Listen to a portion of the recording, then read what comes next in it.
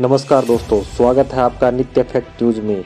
अगर आप सच्चे देशभक्त हैं और आपके मन में हमेशा यह चिंता बनी रहती है कि हमारे संबंध हमारे पड़ोसी देशों के साथ लगातार खराब होते जा रहे हैं और पता नहीं सरकार कोई तैयारी कर भी रही है या नहीं, हमेशा यही आशंका बनी रहती है कि कहीं चीन हम पर हमला न कर दे तो हम उसको कैसा जवाब दे पाएंगे। तो अब उन सब आशंकाओं को दूर करने वाली खबर आ गई है। मैंने अपनी पिछली पोस्ट में ही कहा था कि यह आज का भारत है, जो भी करता है डंके की चोट पर करता है। कुछ ही घंटों पहले यह खबर आई थी कि भारत ने अपने पड़ोसी देश चीन को कोविड वैक्सीन और दवाइयां ऑफर करते हुए अपने अच्छे पड़ोसी होने का कर्तव्य निभाया है, क्योंकि मानवता की रक्षा और सेवा करना ही हमारी सांस्कृतिक विरासत है।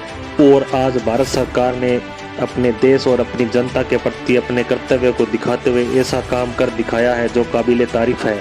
अब यह खबर निकल कर आ रही है कि भारत ने अपनी सबसे खतरनाक टैक्टिकल बैलिस्टिक मिसाइल माने जाने वाली पर्ले मिसाइल को मंजूरी दे दी है। पर्ले मिसाइल के टेस्ट अभी कुछ समय पहले ही हुए थे। अब इसको तैनात करने की घोषणा कर दी गई है। इसके लिए ऑर्डर दे दिया गया है और यह ऑर्डर भी कोई छोटा मोटा ऑर्डर नहीं है।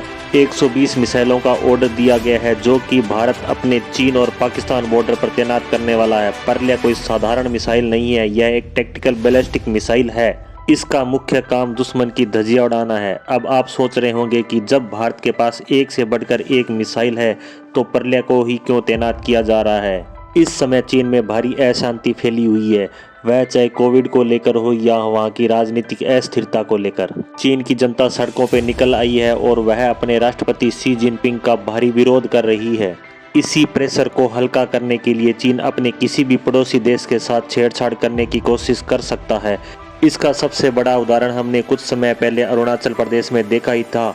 वहां चीन की सेना ने घुसपैठ करने की कोशिश की थी, परंतु भारतीय सैनिकों की तरफ से हुई जबरदस्त ठुकाई के बाद चीन की सेना को लौटना पड़ा था। परंतु अब भारत को डर सता रहा है कि पिछले कुछ सालों में चीन ने सीमा पर बहुत सा इंफ्रास्ट्रक्चर खड़ा कर दिया है, यहाँ तक कि गांव के गांव बसा दिए हैं जिनमें चीन की सेना रहती है। इसी मजबूत इंफ्रास्ट्रक्चर की सहायता से ही 2 साल पहले चीन की सेना ने गलवान घाटी की घटना को अंजाम दिया था और अभी कुछ दिन पहले अरुणाचल प्रदेश में फिर से उसी घटना को दोहराने की कोशिश की गई, परंतु भारतीय सेना के मजबूत इरादों और दृढ़ निश्चय के आगे उन्हें मुंह की खानी पड़ी और वापस लौटना पड़ा।